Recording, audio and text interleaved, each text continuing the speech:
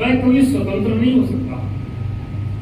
स्वतंत्र वही हो सकता है, वही रह सकता है जिसके मन में साहस है, उत्साह है, बलबुद्धि है, अपनी बात कहने का जिसको साहस है, कुछ करने का जिसके अंदर जुनून है, वह स्वतंत्र रह सकता है, हो सकता है। चाहे वह देश की स्वतंत्रता की बात हो, चाहे अपने धर्म की और अपने समाज की स्वतंत्रता की बात हो। जब देश की स्वतंत्रता की बात चल रही थी,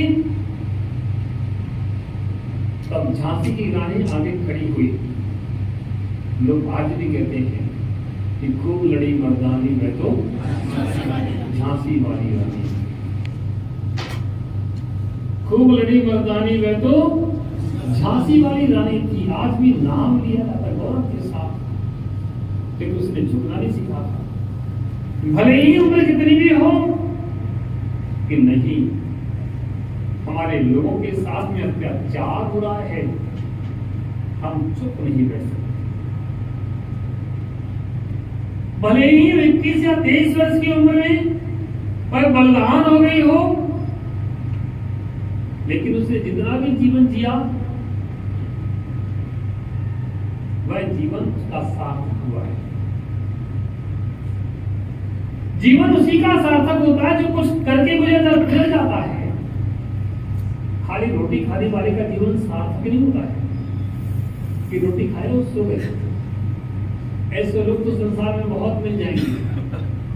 ऐसे लोग कम मिलते हैं जो कुछ कर गुजरते हैं, जो कुछ करने का जज्बा रखते हैं, करना चाहते हैं और कर सकते हैं। हमारा भारत देश ऐसे ही स्वतंत्र नहीं हुआ। कुछ करने का भाव उनके अंदर था कि प्राण चले जाएं, लेकिन हम अत्याचार अनाचार नहीं सकते। कितने ही लोग हंसते हंसते फांसी पर चढ़ गए, परवाह नहीं की। तो यहां तक जैन समाज की बात है तो जैन समाज के कितने ही लोग इतिहास से लिखा पड़ा है, वो फांसी के तख्ते पर चढ़े। इस स्वतंत्रता के लिए उन्होंने युद्ध किया, लड़ाई की, और इस स्वतंत्रता के लिए अपना जितना धन था सब लौटा दिया। किसके लिए? हमारा भारत स्वतंत्र हुआ।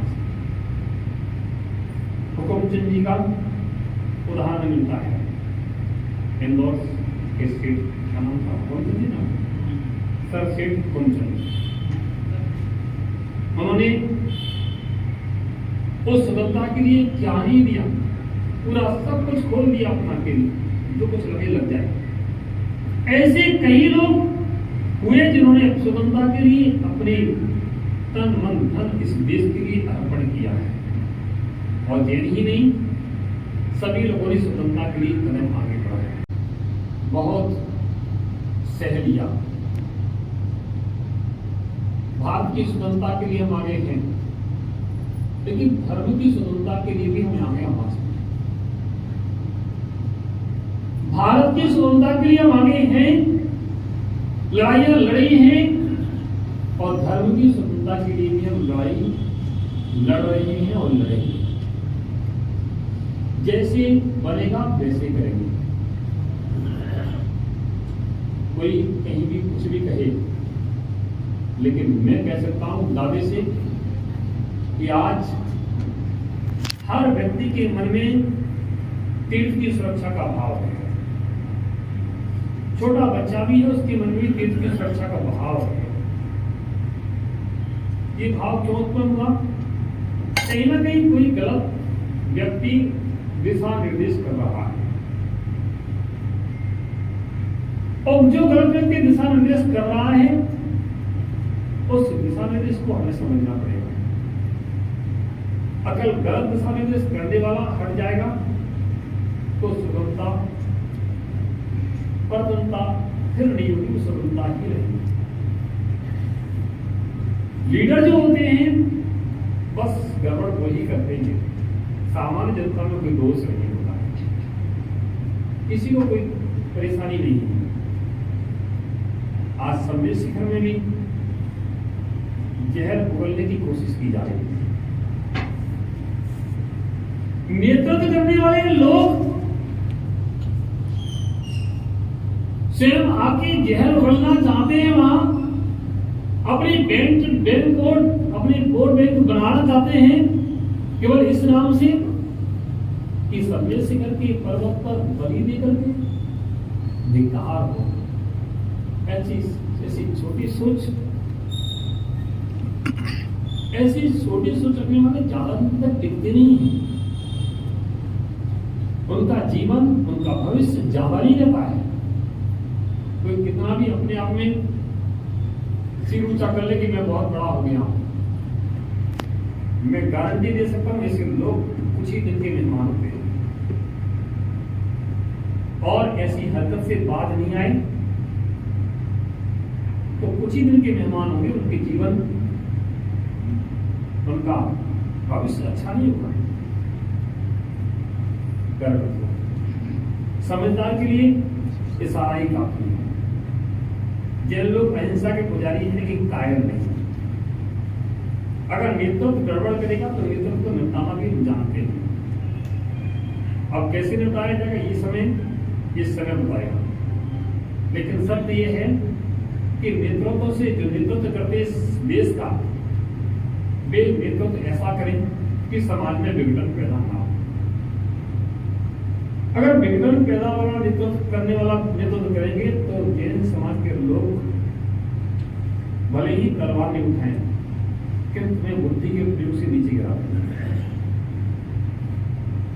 ये ध्यान रखना।